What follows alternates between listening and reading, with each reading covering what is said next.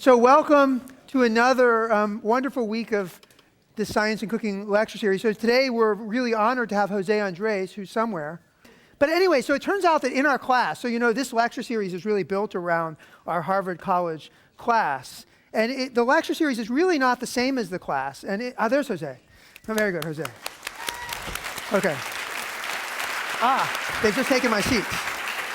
No, that's okay. You can sit there. Sit down. That's good. Okay, so the lecture series is really not the same as the class, and one way to demonstrate that to you is today, this week, in the class, there's no chocolate cake, there's no cheese, there's none of that. This week, the students are having a midterm exam. And so I thought that I would sort of start by letting you suffer through with them a little bit and see what's going on in the class. This is not... and that's what I'm going to do, just for a couple minutes, and then you get to listen to Jose, who will make you relaxed. No. I want to listen to you. And it'll be really great. But before we do that, we need to start by thanking our sponsors. So one of our sponsors is Jose Andres' ThinkFood group, and indeed Jose himself, without which this entire endeavor, actually I think never would have gotten started as it did. But hold on, that's not the reason why they invite me, okay? Tell them. No, it's not the reason. There are other reasons. We didn't have any sponsors at the beginning. And I thought, okay, well, I'm one. And then we got others to join. It's true. It's a true story. Okay, but that's not the only reason that we have you. There are other reasons. Thank you. You're welcome. So we also would like to thank Whole Foods River Street, where you should all shop, as they donate food to our labs. This week they're having a low-cost week because of our midterm. The Alicia Foundation, who's been our partner throughout this, and who has also provided substantial support. Zertoli Olive Oil, Taza Chocolate, the Specialty Foods Boston, and Oya. So those are our sponsors whom we want to thank. So now we'll move on to our midterm exam. And what I'm going to do is show you a couple of things. I'm going to start by just showing you snippets from a few pages of about the 20-page midterm exam review sheet that we prepared for the students in this class. I'm just going to show you little snippets just so you can see what it's like. And also so you'll see what they're going to see when you come tomorrow to the class. So I'm just going to show you. So here it is. So the exam review sheet is long enough that it has a table of contents. So there's, and it goes by week. We've done components of food, temperature, energy, heat, phases, elasticity, diffusion and spherification, and heat transfer. For those stalwarts of this lecture series, you've gotten to hear all of this. And then in this midterm review sheet, there are pages that look like this. So they sort of have dots, they have words, there are squiggles. There are things you do not have to memorize any phase diagrams, but you do need to know how to read them. Take the following one for carbon dioxide at room temperature and sea level pressure. Carbon dioxide is a gas. However, if you put it in the freezer, it's not, et cetera, et cetera. Then here's another page. I'm just going to show you. You're just supposed to feel suffering, actually, with this. There's elasticity. Checkpoint. Do you have an intuitive sense of what the elastic modulus is? Do you know how it relates to experimental values? Can you calculate the elastic modulus of a steak? Actually, can you? We'll come back to that later. And then, gelling agents. We have all of these gelling agents. Jose has a much longer list. This is our just short list of gelling agents. Protein folding, learning objectives. It just keeps going and going and going. Diffusion, there are equations. Let's clap. So, all those equations that we make you guys look at and you get to clap for every week, well, it turns out the poor class actually has to know how to use them. Heat transfer, that was last week. And anyway, and that's basically how it goes. So the class is pretty much miserable this week. So there's really not a lot of fun things to show you. Although I decided just to make this slightly fun before we had Jose, I was going to show you all one thing, which at least will be entertaining for me. So it turns out that Dave and Jose and I gave a lecture like 6 months ago. There's Dave, Jose. Hi. So 6 months ago, we all gave a lecture, the three of us, at a science museum in Atlanta at Georgia Tech. And it was so much fun. The three of us stood on the stage at the same time and just all tried to talk over each other. That's basically what happened, right? Yes. Anyway, at some point, I showed this video of Joan Roca that many of you have seen, where Joan takes supercooled water and he pours it, and it makes this beautiful thing. And the audience always gasps when you show this. And Jose looked at me right after I showed it, and he said, "Do you want to explain that to them?" And I said, well, what do you mean? And he said, well, explain them how water supercools. And I said, well, no, actually, I don't. Because I hadn't thought about it, and I knew that I would just mess it up if I tried to explain it. And he said, well, no matter, then I'll explain it to them. And what came out of his mouth was a perfect scientific explanation of supercooling that was also stated in such a way that everybody understood perfectly. Even, the 10-year-olds in the audience understood perfectly. And it was absolutely correct. And I just sat there and realized that Jose was making fun of me and was trying to explain that in addition to being a better chef than I am, he also could explain science more accurately than I could. So anyway, I decided to sort of turn it around, and I'm going to show you a little video. So we've gotten into making these little tiny videos for the course where we explain scientific concepts. So I'm going to show you a video that I made, and I'm a bit embarrassed, actually more than a bit. I'm actually now getting nervous. You asked me if I was nervous beforehand, Christina. I wasn't, but now I'm nervous, actually, because I'm going to explain to Jose why it's difficult to cook a steak. So this is like a mathematician, So here it is. You'll see the movie. You can see this is my movie. I hope you say... I'm vegetarian now. I actually am vegetarian, so that's my excuse if it turns out to be wrong. Okay, so here it is. Here's my movie. Why it's hard to cook a steak. It's 2 minutes. So now in class, we spent some amount of time explaining that when you cook a steak, the center of the steak, that is right here, has to have a temperature which is, depending on how you like your steak, be around 60 degrees Celsius or so. On the other hand, in order to initiate browning reactions, you need the outside of the steak to have a temperature, which is around 120 degrees Celsius. And so to do that, of course, you need the oven temperature, that is the temperature of the oven, to be higher than that. So for example, you might want your oven to have a temperature of, say 180 degrees Celsius, which is higher than both of these. So you put the piece of steak in the oven, you let it go, and you try to achieve these two temperatures, and you immediately arrive at a problem, which is that the steak is filled with water, namely all of those blue dots that you see there. And water has the feature that it boils at 100 degrees Celsius. So initially, the hottest you can get the steak up to is 100 degrees, which is the temperature at which water boils, and you can't get it any hotter than that.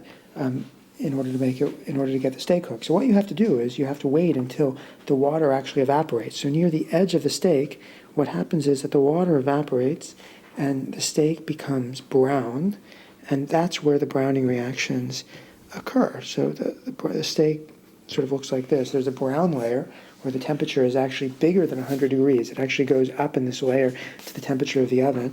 And then in the middle, you hope to get it down to 60 degrees, which is the temperature that you want to get it to. Now, if you were to make a plot of this, so here's a plot, and what we're plotting here We can make in this anything plot terrible. is the temperature in the steak as a function of distance, x, where this point here, that is the origin, is at the center of the steak, so this is at 60 degrees, then basically what it's going to look like is the following thing. The temperature is going to go up in the middle until it gets to the edge, so that right here is the edge of the steak, and that's going to be 100 degrees, the boiling point of water, and then there's going to be this really thin layer where the temperature goes up to the temperature of the oven, which is, whatever we said, 180 degrees. And that's what the temperature profile looks like in a steak, and that is the challenge that you have to get. Now, the one thing you should notice about this plot is that if your goal was to get the temperature of the steak at 60 degrees, which is the temperature where you've cooked things perfectly, then you should notice that actually most of the steak is cooked at a higher temperature. So this whole region, only right here, is at 60 degrees. This part is all overcooked, and then this part is brown. And that is really why it's so hard to pull this off. So what do you think? That's great. He's a nice man. Okay, I'm going to finish. I'm hungry. Like I said, he's a nice man. Okay, so anyway, we give them homework problems. They have exam problems. I was going to show them to you, but you don't want to see the exam problems. You want to listen to Jose. So, No. you want to do the exam? No. I'm not Okay. prepared. Okay, so I think let's clap. So anyway, it's a pleasure to have Jose, and that's the end of my introduction. Jose, who will really tell you how to cook a steak. Thank you. Hi, everybody. Thank you for coming. So, the most important thing. I am a cook. I barely know how to cook. We are not scientists. We don't try to be, but we only try to understand what these guys have in their brains so we can come up with things quicker. I know that sometimes today, it seems that lately is a little confrontation between what some people call molecular cooking, which I don't know what they're talking about, and the farm to table or organic, and seems like both things are at odds with each other. But the only thing I'm trying to tell people is, guys, we've been cooking thanks to the scientific methods. Beer, wine, we've been making these for hundreds, thousands of years. Bread making. The only thing has happened over the last 30, 40 years, I will say 20 years, is that today we understand more why things happen when before we were dark. And I think this is something that we should celebrate. Yes? So I really want to be thanking here Harvard for 3 years ago taking the crazy road, thanks to the visit of our mentor and guiding light, Ferran Adrià, to come to see you here and start saying, wow, can we use cooking as a way to be explaining science? And this is something like is awakening all of us, and where we understand that it's beautiful when you are able to find the synergies between things that seems they are very far apart, but that somehow they are very close. So today, I'm not going to be doing even the class I'm going to be giving tomorrow. Today, we're going to have a talk about how food, F-O-O-D, it's a very unique thing. Food is the most amazing thing we have in this planet. Seems that the conversation we are all having is always about gas, and the gas that we put in our car, and the gas that moves our cities. But the most important thing in this planet really is food, because food is the energy that moves every one of us.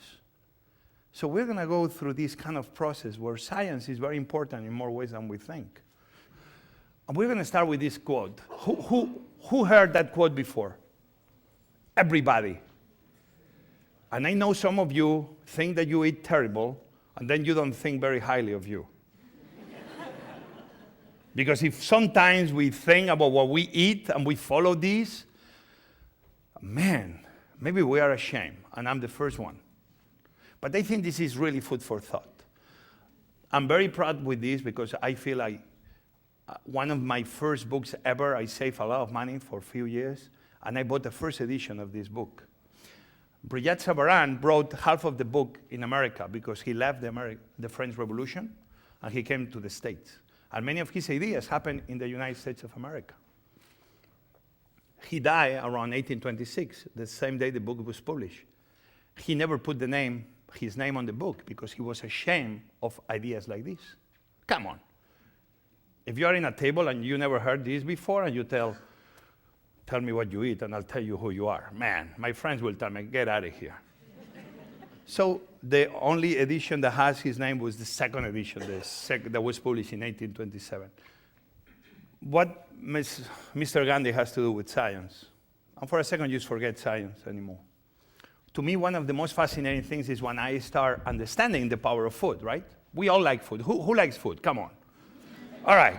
So food is important. Food is powerful. So take a look when this man was able with food to complain about what he thought was an unfair treatment of the Indian people by the British government. In 1930, he said one day, if the British are charging us a tax on salt, I'm going to show my countrymen how to produce salt, so they will not anymore pay taxes that he thought were unfair to the British Empire. So this was the amazing way he had to start saying food is important. Salt, probably the most important thing of all. The word salary comes from old term of salt, when salt used to be money that people will exchange, and salt was power. So to me, when I learned and I began reading about the trip he did to Dundee, this this little town by the sea where he arrived, and he was showing people how to make salt on their own so they will not have to pay anymore to the British, poor British. I mean, no one wanted to pay the Boston Tea Party. I'm sorry for the British, but they are always in the wrong place with the wrong food. Salt in India and tea here in Boston. Give me a break, poor guys, really. And they are such a nice people. But I only want you to remember this: the power of food to change history. Even, independence happened a few years later. 1930 was important because salt, probably the most important ingredient we have in our kitchens, is my most important ingredient, was able to free entire country. And to me, it's just an amazing thought, yeah? Russell, my life wouldn't be anything without him. Russell. So, who knows who Nicholas Appert is? How many? Nicholas Appert.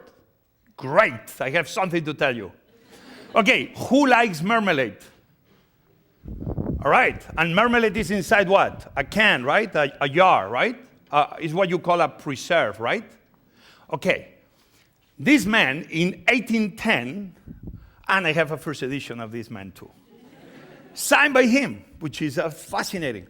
This was the man that single-handed invented canning. He invented the preserves. He was the one that, answering the call of a general, was able to put food in a jar and make sure that that food will last forever. Fascinating. As pure science.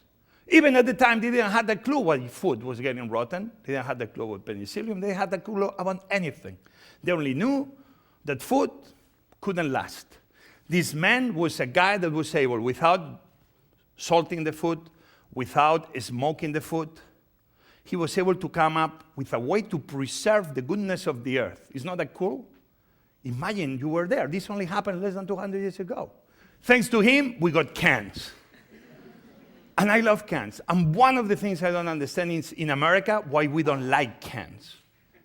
And I believe that World War I, World War II had a lot to do with it. No, seriously. Unfortunately, cans were what people will have, and they will have this meat that sometimes will be 60 years old. Still, they tell me that the army has like cans that they are 100 years old, and still they consider the meat as good. But canning is something like we are, But cans is something fascinating. Actually, one of the problems we face today in humanity is that in parts of the third world, something like help Europe and America to go through times of famine, today no one is using canning in the third world. Not in Haiti, I can tell you that, not in countries like Africa, but this was something that was very important for humankind. Thanks to Napoleon Bonaparte, a general, Nicholas Appert was able to invent canning. Why? Because Napoleon Bonaparte was a very smart man. His main problem, he couldn't feed his troops. And he was giving 10,000 francs in 1800, 10,000 gold francs to anybody that will come up with a system to feed the troops. Isn't that brilliant? 10 years later, Nicholas Appert invented canning. Sometimes we see the military and the army like, ooh, something. If you don't like war, you're like, ooh. Well, it's great. Thanks to the military, we have so many things that help humanity through many, many centuries. Canning is one of them. So, we're talking about canning.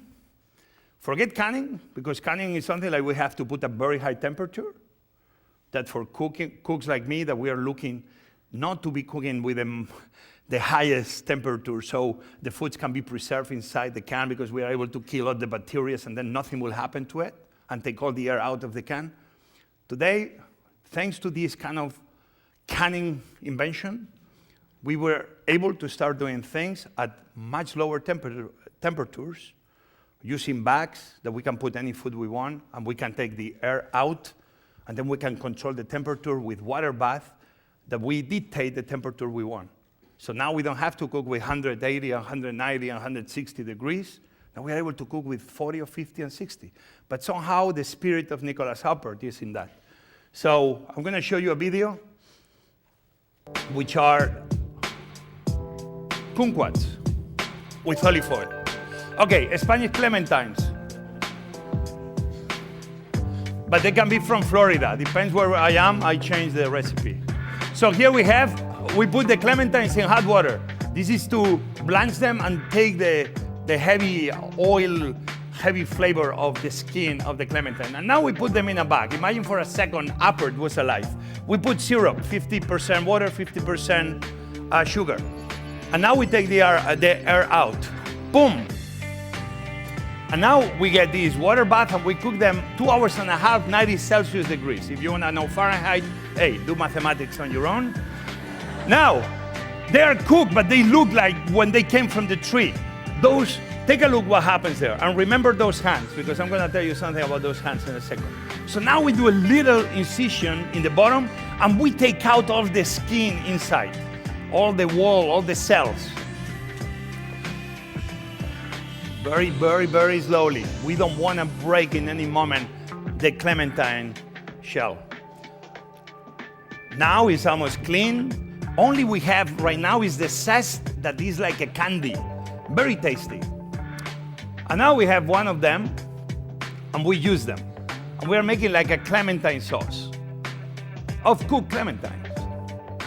And now we are also using fresh clementine juice. And now what we want to do is kind of reduce to concentrate the flavor. If we boil it, we are going to lose the natural flavor of the clementine. So we put it into this dehydrator, 65 Celsius degrees, 2 hours. So we are able to reduce without boiling. Amazing. We put together both uses of the cooked clementine and the raw clementine. And we put a little bit of it in a microwave to melt a sheet of gelatin. And what we are making right now, as you see, is use very, very simply a sauce of clementine. I use a sauce of clementine juice. A little bit of the syrup.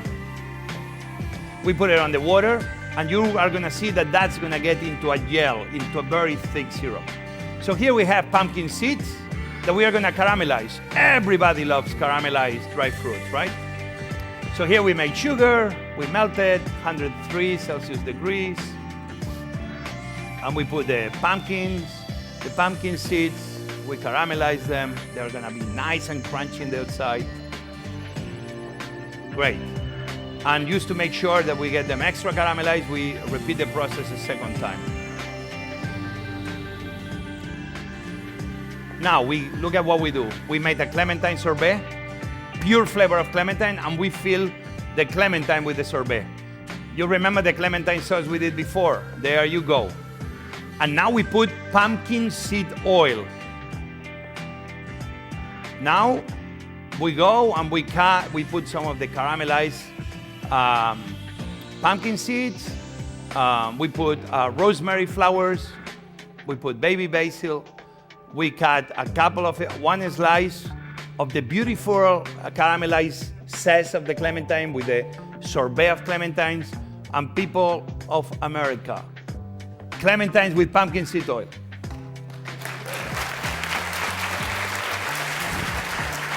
Next. So the hands you saw, they are from Ruben Garcia, who is my director of research.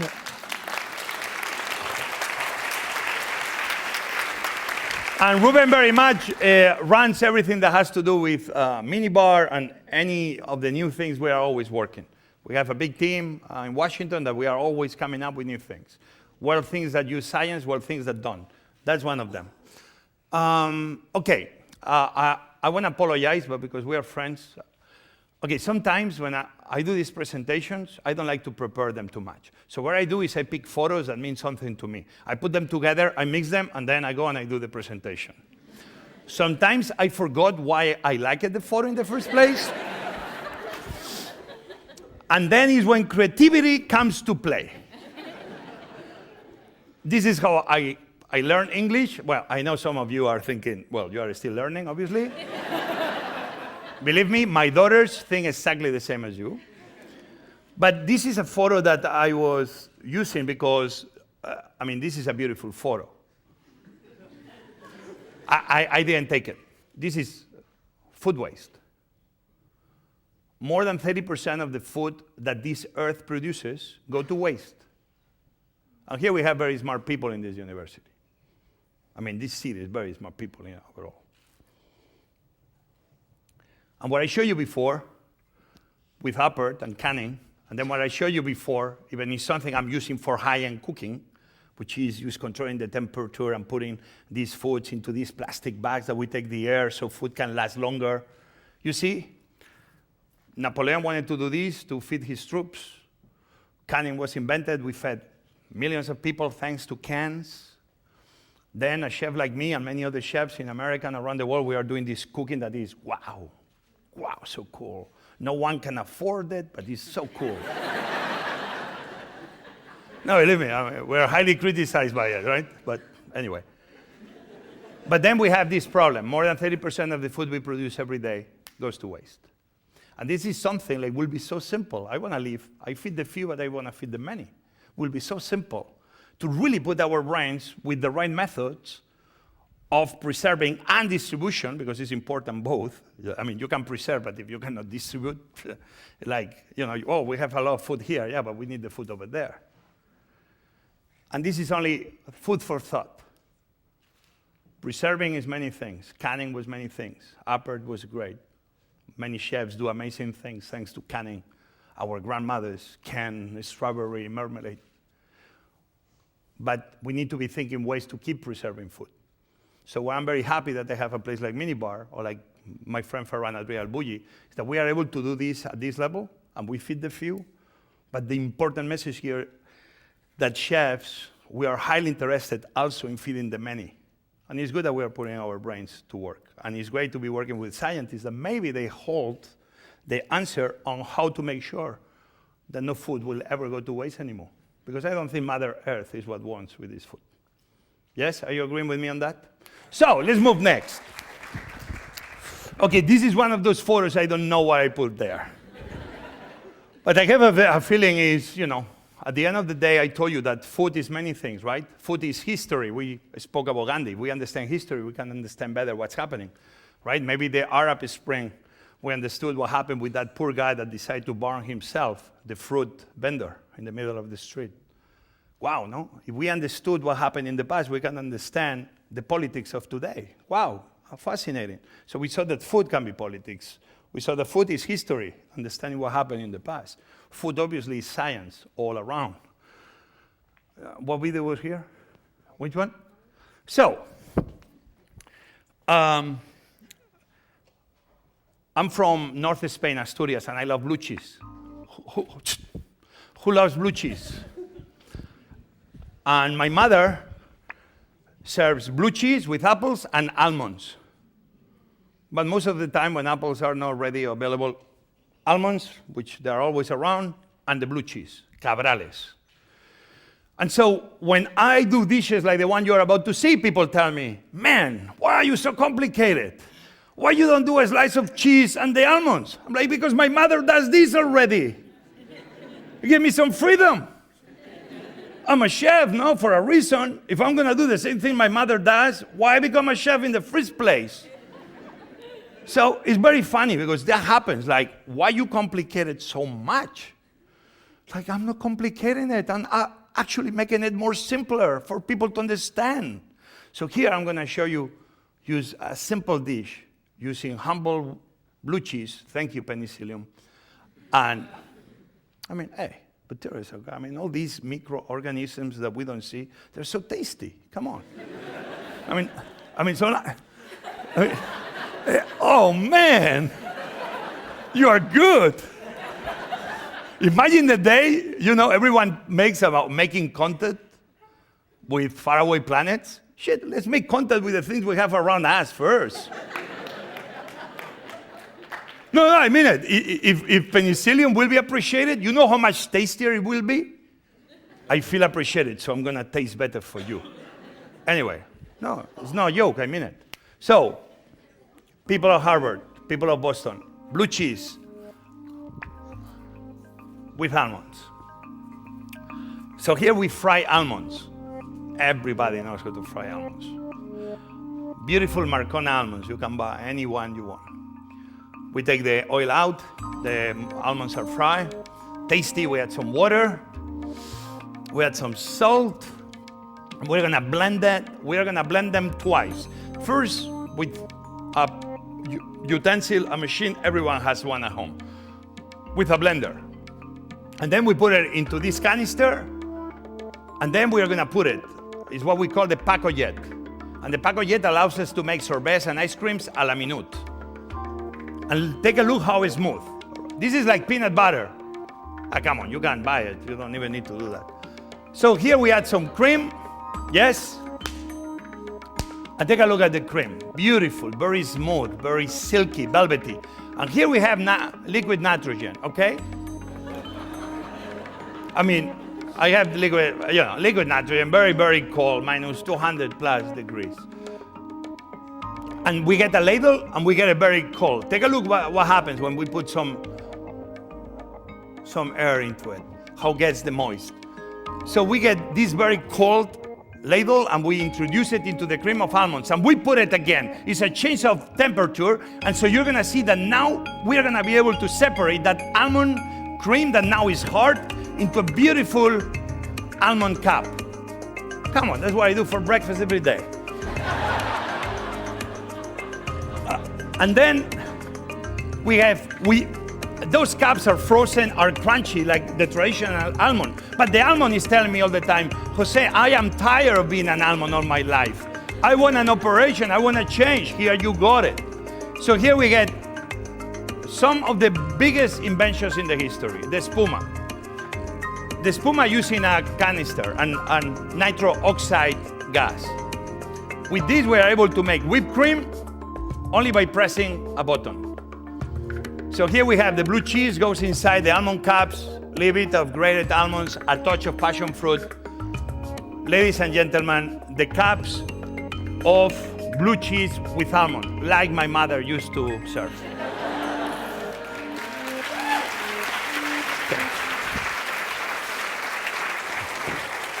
Okay, so last time we did this, exploded, so the people in the first three lines, they sign. Okay, I was trying to be funny. It's never happened before. So, what you see there, if you go to this coffee company that is everybody, it's everywhere, from the captain of Moby Dick, you know? This is not commercial. So, the captain of Moby Dick, the guy, that coffee company. If you go to the coffee companies, they have this. They use it to make whipped cream on top of your chocolate, right? It's when you are on a diet and you are all day, yeah, I want iced tea, bring me the pink sugar, whatever you call it. How you call that? Sweet and low. I mean, boom, boom. But then at the end, you order the coffee with the whipped cream on top. Like, okay, that's fine. I mean, hey, this is America. You're free to do whatever you want. So this was invented by an Austrian company in Vienna. Amazing, guys. But this is how amazing it is. You have these scientists, and I hope he's not any scientist here. No, he's reading the phone. That's good. So that they come up with something unbelievable. But this is to show you that sometimes we don't put our brain and our imagination in the right context or in the right places. The guys that were invented to do this were supposed to be the guys that will be able to come up with 125,000 new things. But no, it didn't happen that way. Had to be a very naughty chef in Barcelona, again Ferran, who he got one of those, and he began looking at it. Say, this is strange like hell. And they told him this is for whipped cream, and he only had a simple thing, a simple idea. And what happened if we don't put whipped cream? Someone told him, it will not work. Very smart guy. So this is only to show you how sometimes imagination only requires to don't be afraid to be wrong. The best thing is when you are, I feel like sometimes we keep doing things because they told us that's the way you are supposed to make them happen. And we are all very smart every day more and more. but at the end we all read Wikipedia, and if Wikipedia is wrong, we're all wrong. It will be great to find the answers through other ways. So the best way is when you challenge yourself to, on your own, find the truth behind anything you learn. And I know we're busy and we don't have enough time to do this with everything, but sometimes it's beautiful that you, on your own, experience. So Ferran Adrià was that crazy guy, like many other things, that said, let's put other things. So here you saw a mousse that is with cream, right? Everyone understands why cream becomes a mousse, because the cream has all these fat molecules, and fat loves air. It's like, man, baby, I want to make love to you. Come here, baby. And so when you keep whipping, the air keeps coming, and the molecules are like, come on, baby. And then whipped cream doubles. All right? But if you don't have fat, what happens? Man, we don't have fat. How do we put that air inside the liquid? So here you have water and gelatin sheets. That's it. The gelatin all of a sudden is doing what the fat used to do. It's able to kind of do all those molecules of air. So this is fascinating because what you see here is only water. But this is a way to show you that this is the way to make a mousse without cream. And think about it for a second. A strawberry mousse in the old days used to be 50% strawberries, 40% cream, sugar, some gelatin, a strawberry mousse. But what happens? Because it's only 50% strawberries and the rest is cream, and I know you're going to say cream is delicious. Okay, give me a break. What happens is that you had a mousse that was 50% the flavor of strawberries. So imagine for a second you are able to make a mousse that is 100% strawberries. Which one you think is going to taste better? Yes, you're right. So, ladies and gentlemen, water mousse. That was calling off. It'll work.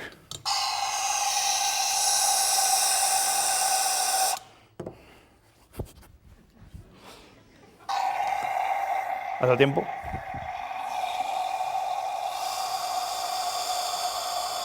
I mean, we landed not too long ago. So, imagine this for a second was a mousse. You can clap.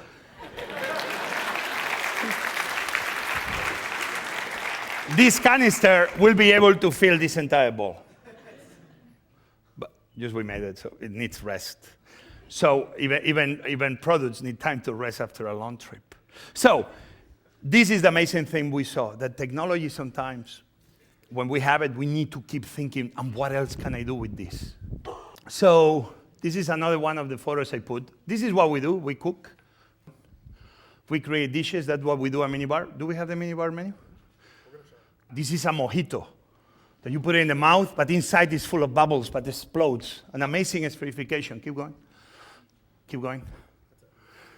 So this is what we do at minibar. I'm going to put you a 1-minute video on the new minibar that we are about to open in a month. But I'm not doing it because I want you to come. Actually, wait, don't. Because I'm only doing it because I want to share with you the little video of what the little minibar is going to look like. The place where we come up with dishes like this, and where we try to learn from people like in this university, or from artists in Seattle, or from people in China. That's the video of minibar. First time we show it.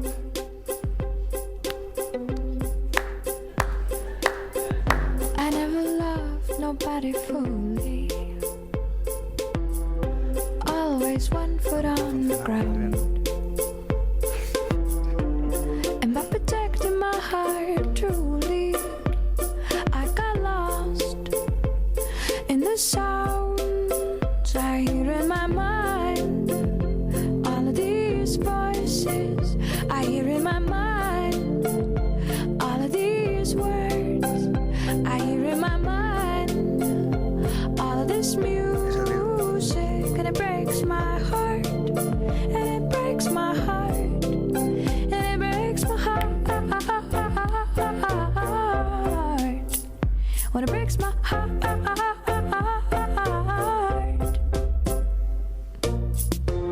Suppose I never ever met you. This is gonna be where people arrive and they have Suppose we never drinks and they have fell alone. snacks. Suppose I never ever Nope. let you New location. kiss me so sweet and so And soft. then from here, you'll move to the kitchen. And now instead of 1 bar with 6, we have 2 bars with 6 seats each.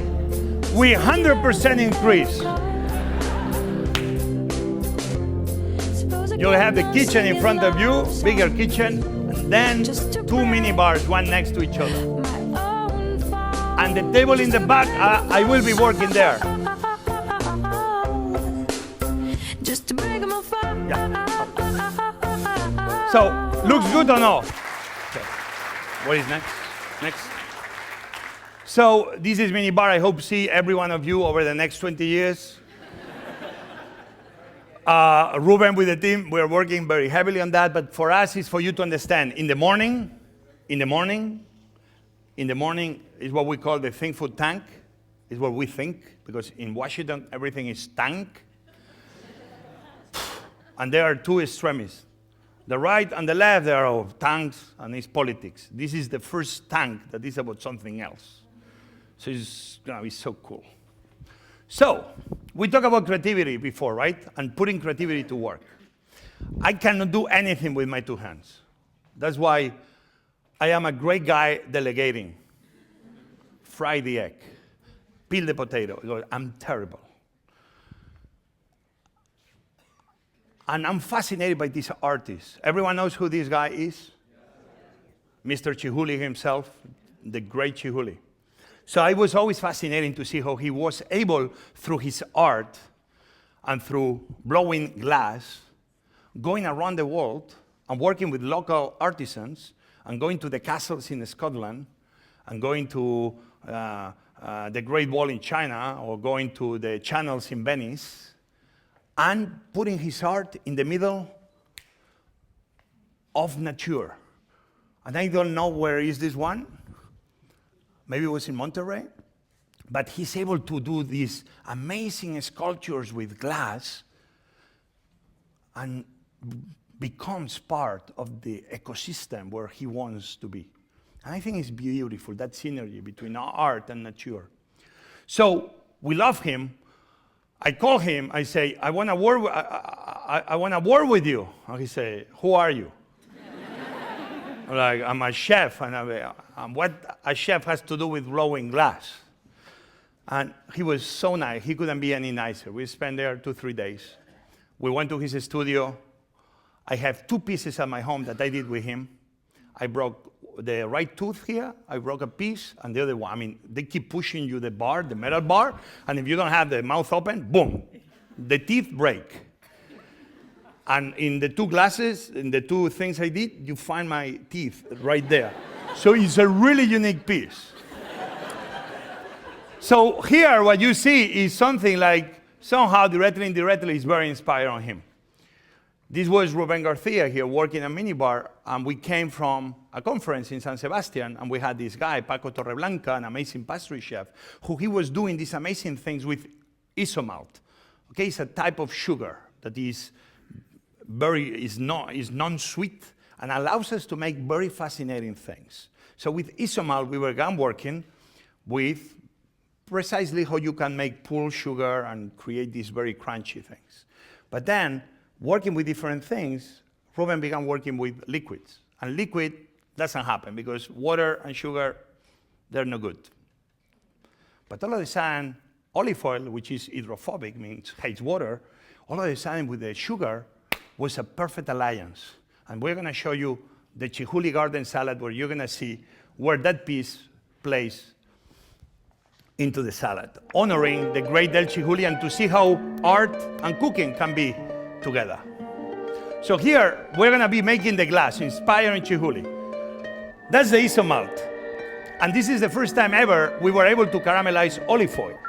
Take a look what happened when we use the Newton gravity, olive oil, and the sugar. Do you see the weight of the olive oil takes a very thin membrane of caramel? And kind of we are making, look at that, bah! Come on, say, wow, good. So fascinating, right? Inspiring chihuly. So now we get tiger nuts. In Spain, we call this horchata, and it's a sweet drink during summer. We put cinnamon and orange peel and sugar. But here we are making kind of a savory soup. And now we are making a spherification because we are able to transform any liquid into a sphere. And there what you see is a tomato spherification.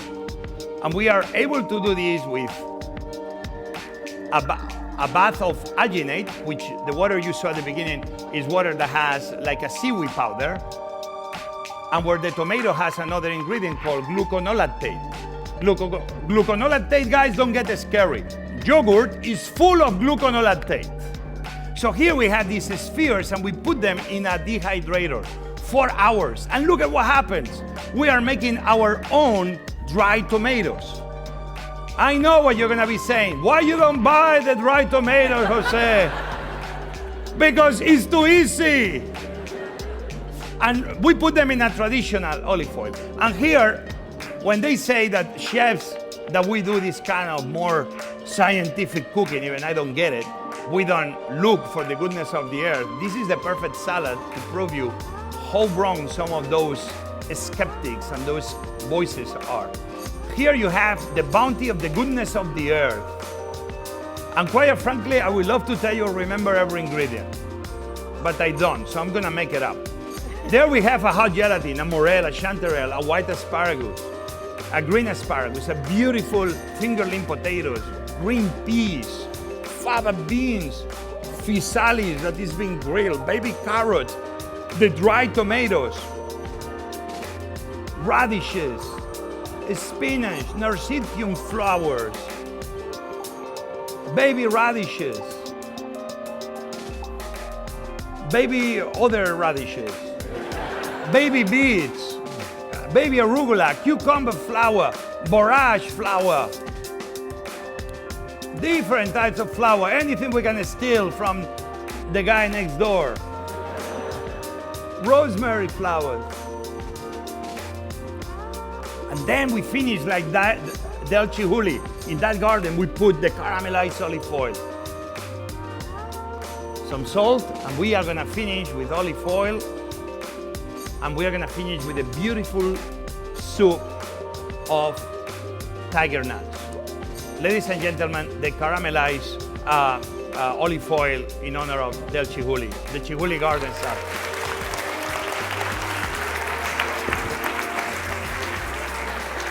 Okay, what is next? Okay, let's see what's the next one. What? Is another video? Okay, so science and cooking.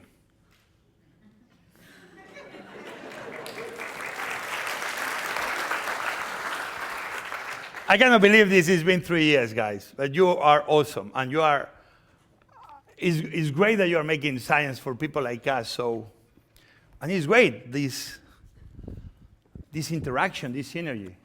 Okay, I'm trying to see where I was going with this. Okay, so science is many things. This is like when I go through the security and I'm hungry and the food in the planes, let's face it, people, I mean, sucks. I mean, come on. So I had these spider crabs and we boiled them and I put them through it and they make me do it 3 times. I'm like, what is that? Crabs? Ah.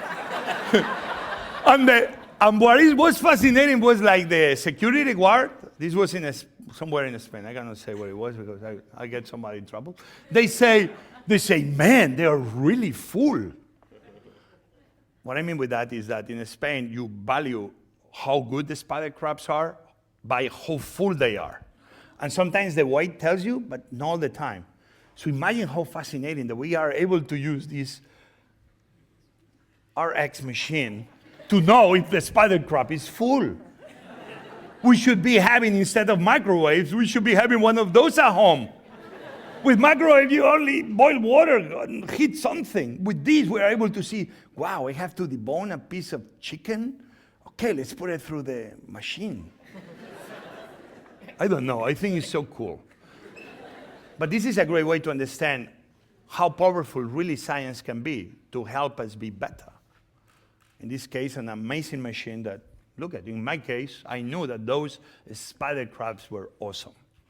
Next. So here, this is very quick, right? How do you call this flower? The nennuphar?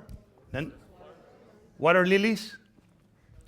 Water lilies, right? Fascinating, right? They are able to live in a wet environment, and they're able to float.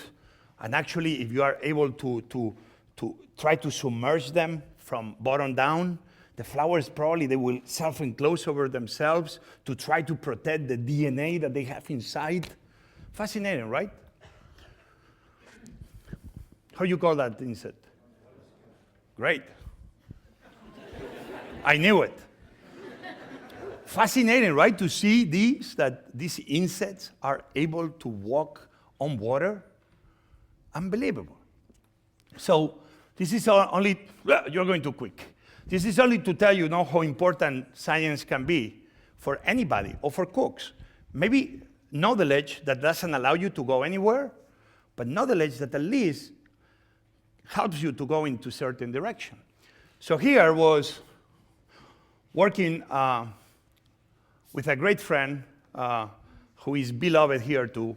This time he's from MIT, Mr. John Bush, working with two of his assistants, Lisa Burton and Nadia Cheng, who they've been very amazing with us, sharing with us all their knowledge into an experiment they're doing and test they're doing, understanding water surface tension. And very quick, you understand water surface tension, right? You know when you fill up a glass of water and you fill up completely a glass of water, do it from now on, even if people think you're nutty. Take a look, and you're going to see the water has a belly. That belly is the tension. And the tension is because it's all these molecules that they're pushing one to each other, right? And in the middle of the glass, because the one on the right is pushing the one on the left, and the one on the top is pushing the one on the bottom, the tension, you can say, is neutral, right? But in the top, you don't have any molecules of water pushing anyone under. So all the molecules that are pushing each other underneath, on top, boomba, you have the belly. It's like if you are a water molecule, but you are taking the subway. And when the subway is closed and the train is full, everyone is like this, right? In the moment the doors open, the people by the door, they do this. Okay, you will be a molecule of water with water surface tension because everyone is pushing you. You get it now? All right, so they were able to share this with us, right? And probably this is not gonna work because we just landed and but we're gonna try. Know that you are able to do this, and the piece of paper holds itself. But actually, this is not because water surface tension. This is because pressure. Because when you do this, some of the water inside the glass escapes through the edges of the paper. And so what happens is that inside you create a negative pressure, and outside you have a positive pressure, so the positive pressure is pushing the paper in. Are you with me? Okay, so we keep understanding that, right? And trying to understand where are they going. And so we began reading and looking, and all of a sudden we are coming up with new things, right? And you are like, holy cow, this is taking us somewhere. And all of a sudden we are able not only to do this, and the paper holds, but actually we are able to take the paper out, and the water holds. And you are like, how is it possible that we are able to break gravity? Why? But then we decide to say, water, go back to where you belong. And water goes back to where it belongs. Yeah, you can clap. Okay. So, I still don't get anything, but we've been working 2 years into something like maybe becomes a dish, maybe don't. But I have to thank those people for sharing knowledge with people like us. And thanks to that, we came up with this flower that, understanding the principles of water surface tension, we have a flower that is edible, that when you lift up, because water doesn't want the flower to escape, the flower begins closing itself, and at the end, closes itself, taking an entire drop of water with her. This is the first time we show it.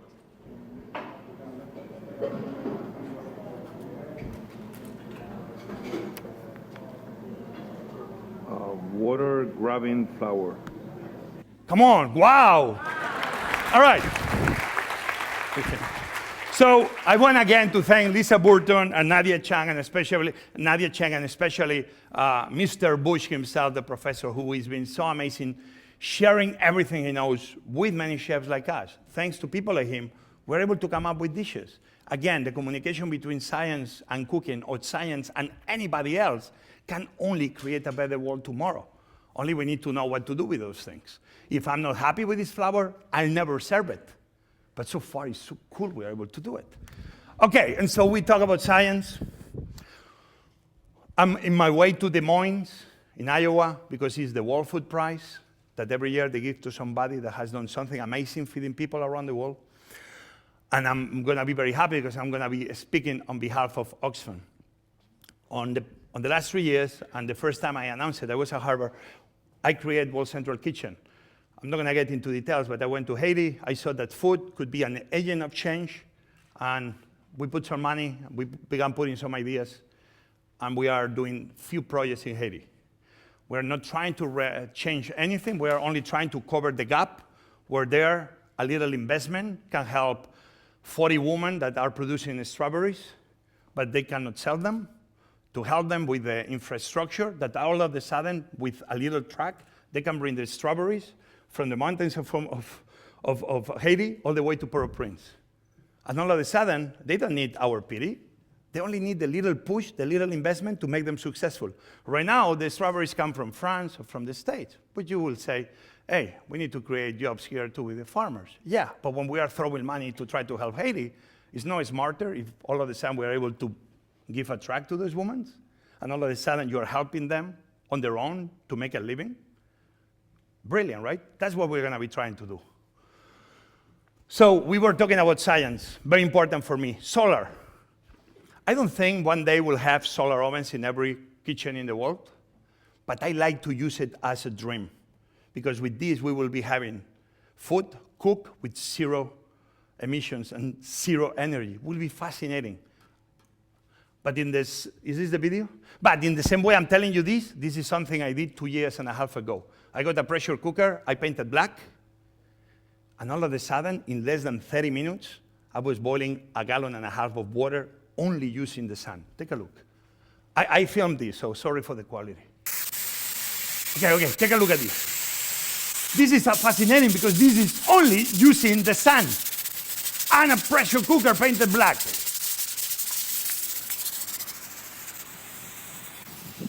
Lentils. Cool, no? All right. But the short one. So I'm going to be asking you, because already it's time. It's time, right? 2 videos? One. I'm good? You seem happy? Okay, I have 1 video 4 minutes and 1 video 1 minute. 1 video is the video that we are trying to explain what are we doing with World Central Kitchen. So I don't want you to think I'm doing a sales speech, because I'm not, but I'm doing a sales speech. But I'm very happy because, quite frankly, I got the video half hour ago, and the guys that are doing the video are in Mogadishu right now, helping other people. And I'm doing this not so much for me and my organization, but more for those guys that are going around the world doing videos to help organizations to tell their stories to the world. So to Nate, to Alicia, and to Sebastian, this goes to them. So I want you to understand, I'm showing the video more because I love them, and I cannot believe they are in the middle of Mogadishu, in the middle of Kenya, always helping others. And they've been helping me. When one day I was in Haiti, in the last few trips I've been done, and one day they arrive, and they pay everything on their own. They don't have a lot of help from anybody. It's just fascinating. So this is a video that shows what World Central Kitchen wants to become. Are you with me? Let's do it. We don't know if that's the music, but we want it happy.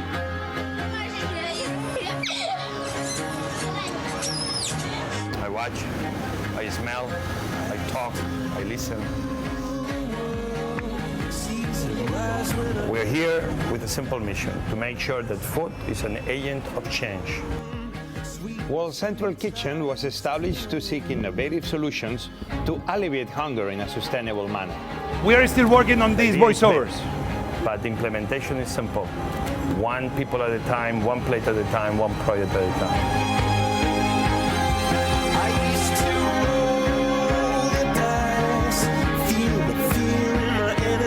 So we have many dreams for World Central Kitchen. We are already working in different projects.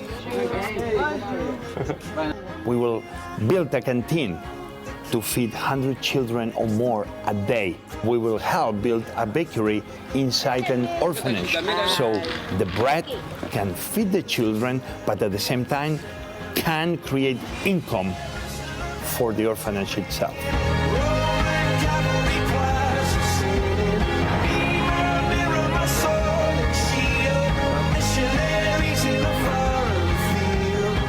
They're trying to make everything sustainable. Tilapia fish is one of the things, the other one is chicken farm, and then the bakery. Right here in this orphanage, they can be learning so many professions. Why not? Bread making. You need people in the public sector, you need people in the private sector, you need to touch down into the communities, you need NGOs that have been physically present here.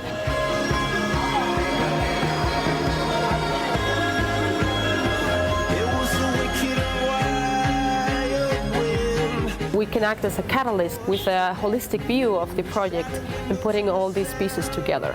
From now on, we need to start thinking about not only giving, but the smart giving. Giving is if I give you food to eat. Well, if you give food to eat, you're going to be killing those farmers because you are going to put them out of work because you are giving food for free. In the 70s and the 80s already were programs that were very unsuccessful. 20 years later, the cook stoves are an issue.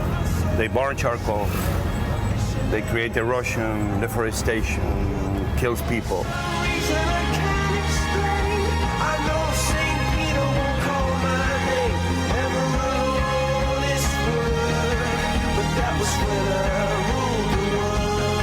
I see that it's a true plan to bring improved cook stoves.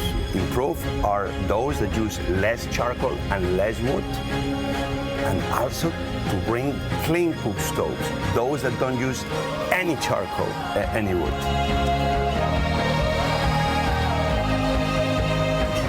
The people of Haiti, the people of the world, they don't want our pity. They only want our respect and help for them to reach it on their own. That horizon of success that we all aim for. World Central Kitchen is going to try to be that, the catalyst of change in the lives of people through the power of food. I think it's about time that we start putting food at the top of the pyramid of importance. Brillat Savarin, the Frenchman, philosopher, gastronomer, 1826. The future of the nations will depend on how they feed themselves.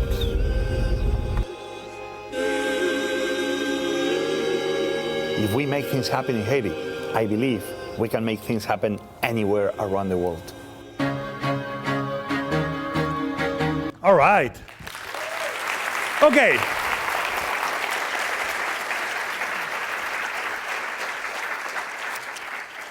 And just to end, I'm going to put a video of 1 minute and to see how one trip can achieve many things.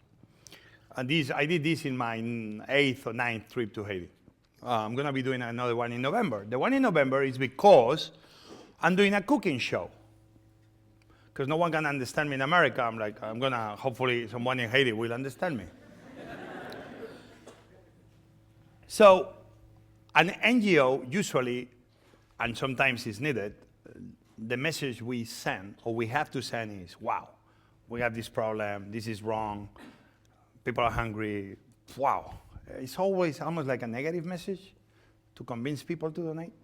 I believe we have to start changing this slightly. And this is a TV show that I believe we're going to be telling people, you know what? One way to help is if you go to a country like Haiti. I will take my daughters to Haiti. I'm already preparing the trip to Haiti because I believe it's the right moment. They have an amazing new government. They have an amazing new Secretary of Tourism. She has this amazing plan already, knowing what hotels, where to eat, what restaurants, where to go. And that's happening. And I'm like, okay, how can I help her? How can we help her? Let's do a cooking show, a travel show. So we did this in between cooking in the mountains and feeding children and meetings and etc. But I hope you like it because this is really the first time I show it. So it's a 50-second show of what? Yeah. I have reservations too. So here you have the video of Haiti.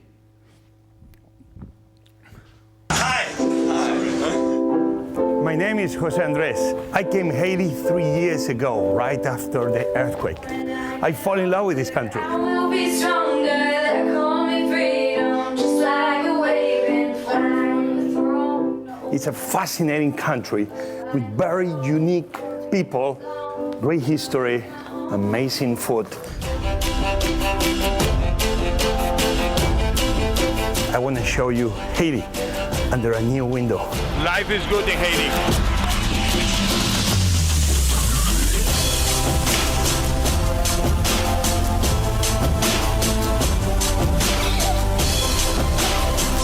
Are you ready to join me?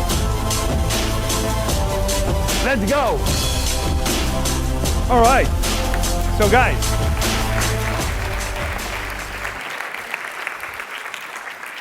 so this is also food is pop culture. Food is an amazing tool to send messages. This is an amazing way to send a message. We saw today in how many areas food is able to influence, and how many areas food is able to have an amazing synergy. I want to finish this with this amazing phrase, because I believe this is at the heart of everything we are. The same guy, Briyad Savaran, you saw me in the video. The destiny of nations depends on the manner in which they feed themselves. I believe we need to start remembering this phrase more and more, because it's a powerful phrase in more ways than one. And what I'm very happy that thanks to what has happened here at Harvard, hopefully we're going to be influencing, or we're going to be able to open their mind to the future scientists or to the future brains of America and the world, that hopefully they will be thinking about ways where, in this case, maybe science can be helping feed humanity in a better way, in a way that will create jobs, in a way that we will be all healthier, in a way that food will be the answer of many of the issues we are facing. And that's why I'm so happy to be coming to a place like a university, especially Harvard, because in our university like this, that we are able to have this kind of interaction and start putting food at the very top of the conversation. I believe is something like this country needs, but especially this planet needs. And maybe the solutions are just happening at Harvard right now. And one day, 5, 10, 20 years from now, we will have those brains that will have solutions to every food issue we are facing today. So thank you very much for being here today. I hope you didn't waste your time.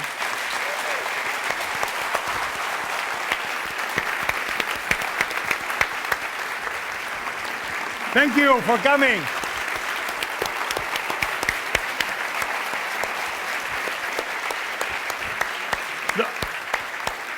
A big round of applause to them, because they are the ones that really took the lead on this.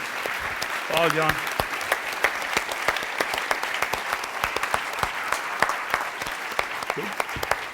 Okay, so we have time for a few questions. There are microphones that are roving around the room. Is questions? Questions? Do you want to take questions? Yeah. No? Somebody, maybe no one will have any questions, and then you'll be off the hook. But I heard you're having a book signing outside after this. See, there's a question, I told I'm you. going to wait for my new book. Hi, sorry, I was curious about the caramelizing of the olive oil. It didn't explain in the actual video, but my understanding is that it has to do with sugar, and so could you explain that a little? It's very simple. What you saw there is isomalt. Isomalt, it's a type of sugar. It melts like sugar. And once we get it at the right temperature, we are able to get that capsule, that circle, that, that plastic mold. And just by introducing it into the liquid, at this point, isomalt. And we wait a few seconds until it's the right quantity. It's almost like if you were making those bubbles with soap, but this time it's with syrup. In the moment you have the right amount, that is one moment you see no more isomalt falling, you put a drop of olive oil. And in this moment, the olive oil, which is hydrophobic, hates anything that has to do with a liquid, usually doesn't mix. The olive oil, with gravity, takes with it a very thin film of caramel and self-encloses itself. And in the process, it's cool. The olive oil, which is a room temperature, kind of cools down the sugar. So the sugar goes from liquid state to solid state. And so at the end, you have this perfect encapsulation. That's it. I mean, that's it. I mean, and I'm not the right guy to explain it to you. I think I made 6 in my entire life, and I'm not very good at it. Ruben is awesome. All my team is unbelievable. Me, I'm very happy I was able to do 6. But I'm into the next thing, kind of. So is that. So buy some olive oil, go home. And man, when you get it, just tweet me. Use Chef Jose Andres. But it's simple. It's as simple as that. I mean, if it wasn't for gravity and Newton, probably we wouldn't be able to make it. You know, probably if he had olive oil and he was no English, but you know, maybe gravity will be explained through olive oil drop, not through an apple. But just happened with the apple. That's good. Interesting. Yeah. There's a question over there.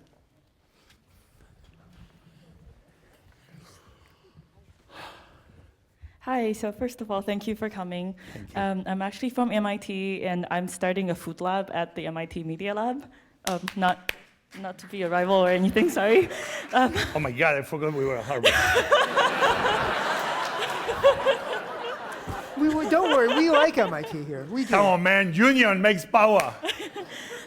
So my question for you is, what do you think is the future of haute cuisine, you know, the very top level restaurants? Because something that I'm looking at is how to customize the dining experience. So how do you use the individual's preferences and memories to, you know, build the meal for them? So what do you think of that idea? Oof. I live in Washington, and I'm used to politicians answering anything they want. So congratulations on doing the food lab. This is popping up everywhere. So thank you again, guys, because thanks to you now, everywhere. Now I get invitations every other week to give a talk in a university about science. And I'm like, I don't have a clue about science. I can give you a talk about cooking, not about science. But it's so amazing that thanks to what you guys began, now every university around the planet, even MIT, is following. Even I remember coming 16 years ago, 15 years ago to MIT to what they call the counterintelligence. Yeah, that was also from my lab. Yeah. So counterintelligence was cool. I mean, you know, they had a table there, and you say cold, and the table will become cold. And then you'll say hot, and the table will become hot. But what happened, the table didn't understand my accent, and nothing happened. Which is the same happens with my iPhone when I use Siri, you know? Like, call home, my home. And then shows up, call E.T. Yeah, that was a good joke, huh? It just came up. Okay. So you told me about the stories, okay?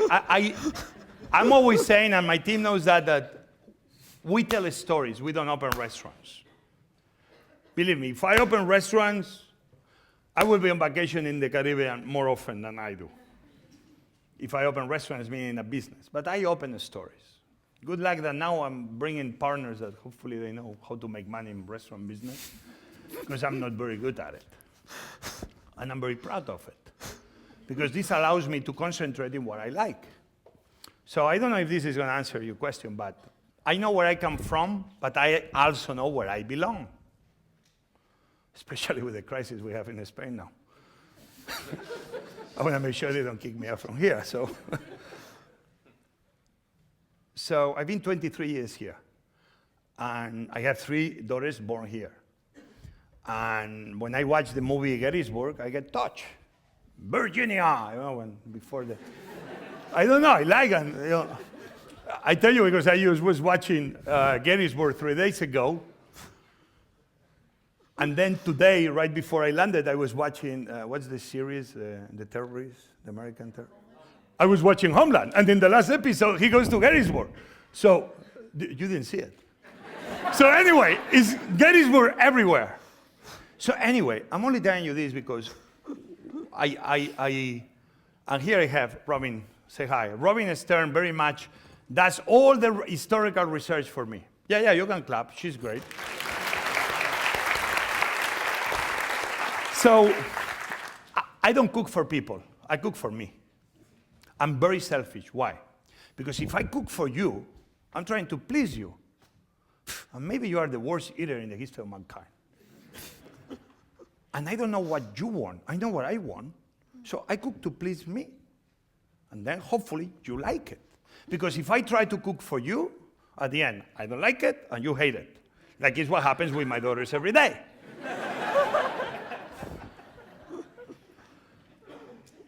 I mean, Daddy, the pancakes at the diner were better the other day than the ones you make. Like, give me a break. So, I'm very selfish in that sense. So, I opened a restaurant called America Eats. America Eats is kind of an homage I've done to American history through its cooking.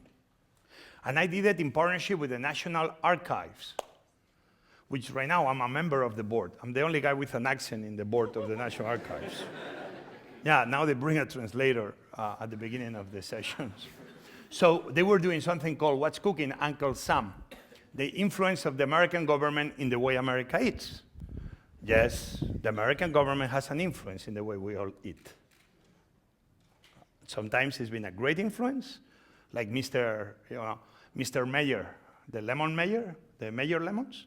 They were after the name of this guy that they hired in the 1900s, and they sent him to look for seeds and vegetables to bring to America. So thanks to the American government action, we had products that we wouldn't have today. So anyway, they were doing this exhibition, and I told the archivist, hey, why don't do the American restaurant at the same time? I said, cool. So we opened this pop-up called America Eats. America Eats comes from the 1930s, when was the Work Progress Administration.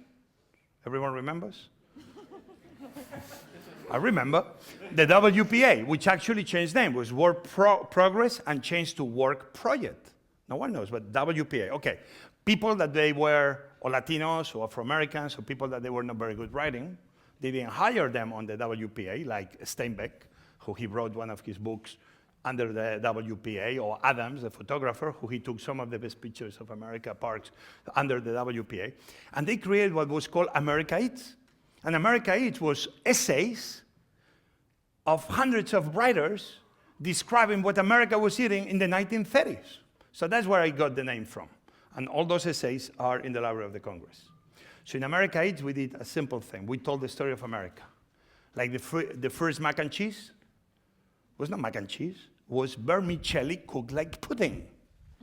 That was the first time a recipe showed up in America with pasta and cheese. Or Benjamin Franklin, the milk punch. The recipe handwritten by Benjamin Franklin in 1756. Hello? Okay, 1765. Milk punch. That was not used that Benjamin Franklin liked to get drunk at night. Well, maybe. But there were no pundits, so that was a way to preserve the whey, adding acidity with lemon and adding alcohol with brandy. So we began doing all of this. So at the end, I was very proud because during the G8, they invite me and my team with our accents to cook for the G8. And I did a historical American menu.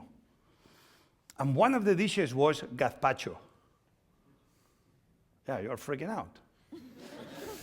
Now I know what you're thinking. This Spanish boy is trying now to impose his cooking in America. Okay, I will support your claims. But if you knew that Mary Randolph, the niece of Thomas Jefferson, sent by the uncle itself, traveled through Europe and came back with many recipes from Europe. And Mary Randolph wrote a book that is the most important book in the history of America, The Virginia Housewife, Virginia. And in the book, my surprise when I see gazpacho. And I was like, I knew it, I belong to America. if the recipe is almost 200 years old, by now you could argue, yes, it's an American recipe. Tomatoes were here anyway. So this is my great answer to you.